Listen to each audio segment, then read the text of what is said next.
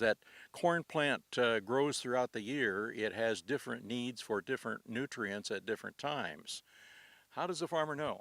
So, Stu, that is exactly correct. So, the crop during the growing season will have different requirements of nutrient on a daily basis. So, at the initial developmental stages, we have a small corn. It won't be requiring as much nutrient as, for example, a corn at VT, which is a big plant. So, we are looking into some data that we have in our laboratory, and we made some interesting curves of daily uptake needs for each individual nutrient for corn and soybean. And that's what we'll be talking about during the crop physiology day. Give me an idea on what a corn plant would need at what time, and how does one figure out what that need is? So, for example, if we look at corn, corn at VT, it will be the peak uptake, or V15 to V18 VT will be the peak uptake for nitrogen. And during those days, the corn will be requiring up to 7 pounds of nitrogen a day to grow 230 bushels. But if we think about a 300 bushel crop, it will require even more. So that's the important thing to think about. What is your yield potential and how much your crop will be requiring? And the way they learn it is we'll be probably publishing this data so the growers can have access to it. Okay, the corn plant itself is not going to say, Dad, I'm hungry, feed me more. So, what do we really look at in that plant to determine how much more it needs? So it depends on the nutrient we're talking about. If we're talking about nitrogen, for example, we're looking more into the yield potential and how much your soil can provide based on organic matter and also the region you're in. If you look at phosphorus and potassium, we're looking into soil test values. However, soil test values may tell you the total quantity your soil has available for the plant, but we don't know if that quantity will be released fast enough for the crop. So that's when we need additional fertilization, supplemental fertilization, and that's where applications of MAP, DAP, MOP get in on your corn. That's when it's more responsive to it. Darby Danzel, one of the proteges of Fred Below and Connor Sible, will be presenting some very interesting information designed to put more money in your pocket. And uh, what she is talking about and what you'll learn about are carbohydrates and sugars. Now, normally that puts fat on somebody, but in this case, it's going to put money in your pocket. And Darby, how do you how do you take a carbohydrate or a sugar and put more yield in a corn stalk? Yeah, so usually when people hear carbs and sugars, they kind of think of it as a bad thing, like, oh, I want to stay away from those things, you know? But now that we're talking about corn, we're using these things as inputs, as a way to boost nutrient use efficiency and grain yield in a couple different ways. Carbohydrates and sugars instead of nitrogen, potash, and phosphate, or in addition to. So, not instead, of course not, but in addition to these fertilizers that you're already applying, we're seeing that if you can apply different carbs and sugar products with your fertilizer, that you can get more out of your fertilization. And at the end of the season, have a higher yielding crop. Now, what what is the form of these? Is this a liquid? Are we taking a bag of cane sugar and sprinkling it on the field, or what do we do? So, in the past, in recent years, sugars have been used as a foliar product, as a foliar spray, but now we're looking at applying sugars in the furrow and stimulating microbial activity. And in that sense, we're stimulating more uptake of nutrients for the plant. Oh, we're feeding the microbes and making them work harder. Bigger Exactly. guys and and pushing nutrients into that corn stalk through the roots then. Facilitating the uptake of the nutrients that you have in your soil already and that you're applying. Okay, do we test these microbes and see if they're happy and see if they like the sugar and carbohydrates that we're giving them?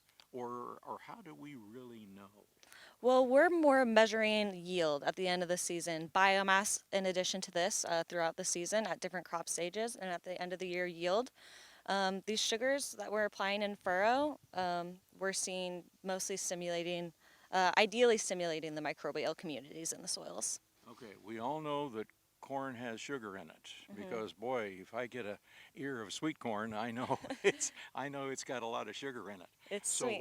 what you're going to see uh, really at the end of the year then, with a good application of a carbohydrate or a sugar formula or something, you're going to see bigger kernels, bigger ears, Yeah, bigger yields. exactly. So when one of the sugar products we're working with is a corn syrup. So when we apply that to a corn crop, we call that cornablism. But we're seeing some great results and great yield additions. You listen to folks like Sam Leskonich here. Sam is part of Dr. Fred Below's crew doing a lot of corn research, and particularly on root systems.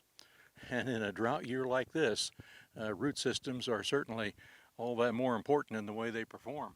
Yeah, so it's really easy to drive by a field and see how your crop looks, but sometimes it gets a little difficult when you have to go out in the field with the shovel and dig some roots, especially in research. So in a drought year like this, the roots can definitely change a lot. You'll see here on this plant that we're starting to get some really long roots that are going a little bit deeper. Looking for water. Looking for water, exactly. Yeah, and they might roots might actually grow less laterally, but they grow down looking for water. All right. Do different hybrids have different root structures? Yes, absolutely. So the root structure on different hybrids is really heritable. So a hybrid will consistently have the same root structure. So there's larger rye hybrids or some smaller hybrids. And in a drought year like this, you might want a larger hybrid so that it can get down and get to that water. The Crop Physiology Lab characterized these hybrids. A smaller hybrid maybe is a little bit more offensive, where it has a higher yield potential, but it really needs to be managed well. Whereas your larger rooted hybrids might be a little bit more defensive and might be a little bit better in a drought year. All right. The key word you said there was managed well. Are there some things that a farmer can do during the crop growing season that would change that root to make sure that it's serving that plant better? Oh yeah, absolutely. So most managements that farmers do will actually have some effect on the root system, whether it's tillage, whether they're fertilizing, whether they're putting on pre-plant fungicide or insecticide. The population they grow it at, again, they're hybrid, whether they use a biological or not. There's a lot of different things that actually affect the roots that farmers might not see unless they go out and dig the roots of where they applied and then where they didn't apply.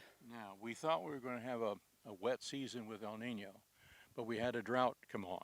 Is there something that a farmer could do after a drought may start other than irrigating that could help that plant and its roots? One of the trials we're doing this year is a root study on sidedress nitrogen. So we will find out when we dig these roots whether a sidedress nitrogen application might mitigate this stress a little bit more, or whether it's better to put it all up front, or maybe they didn't need as much nitrogen at all, and those roots could reach that nitrogen, especially if it didn't leach out of the soil. We hope you have August 2nd marked on your calendar. That's Crop Physiology Field Day at the University of Illinois. Fred Below, Dr. Connor Sible, both going to be speaking along with a number of the graduate students who've done some fantastic research trying to put more money in your pocket. And we're not in a cornfield, of course, but Connor, we're in a treasure here. You like to think that that some of the things that are left over that you're growing soybeans out of are treasure instead of trash. Completely, Stu, right? So sometimes when farmers talk about residue and the word trash gets in there, and I like to say, one crop's trash could be another crop's treasure, especially when we're in soybean following corn, right? That corn stalks, right? There's good nutritional value there. We want to use that to our advantage. Can we release that nutrition from the corn stover from last year to feed the next year's soybean crop? So what kind of nutrients are in this residue? Yep, so when we think about nutrients and residue, almost all our nutrients are in there in some form, but there's a good amount of nitrogen, potassium especially in that residue, and sulfur as well. And those are three nutrients that the next year's crop certainly could take advantage of if we can get it to release fast enough. And that's the key to making it treasure, right? It's trash if it doesn't release it, but if we can get it to release, now it's a nutrient treasure source for us. So how do we do that? Great question. So, from a corn stalk perspective, we really like the idea of mechanical sizing residue. Expose the surface area of that corn stalk so it can then be acted upon by the microbes in our soils to release the nutrition a little faster, simply increasing that surface area of the residue. We're also doing a little bit of fall applied nitrogen and sulfur, just enough to stimulate the microbes to go after that fresh carbon, but not enough to be, in excess that we're losing it with our water as well. And then some biological sprays, right? So we're looking at bio stubble busters is what we often hear to try and accelerate the decomposition process. So there's physical, there's chemical, and it's a matter of really using those microbes to do the hard work for you. Completely, Stu. Those microbes, they're in our soils, right? They are doing so much work behind the scenes. And can we just give them a little bit of help, right? Make it easier to get to the job, so to speak, by exposing the surface area. Give them a little extra food to go after it. And we've seen some really good success pairing those management systems together. And exactly what management practices and how to pair them together is what we're going to be talking about at that Crop Physiology Field Day. So Stu, 300 bushels has been the quest. That's the holy grail. We've been told that we need average yields of 300 bushels to feed 9 billion people that are going to be on the planet in the next 25 or 30 years. So that's been the goal of our research. And guess what, Stu? Over the last 7 or 8 years, we've started to see 300 bushel yields in our research trials.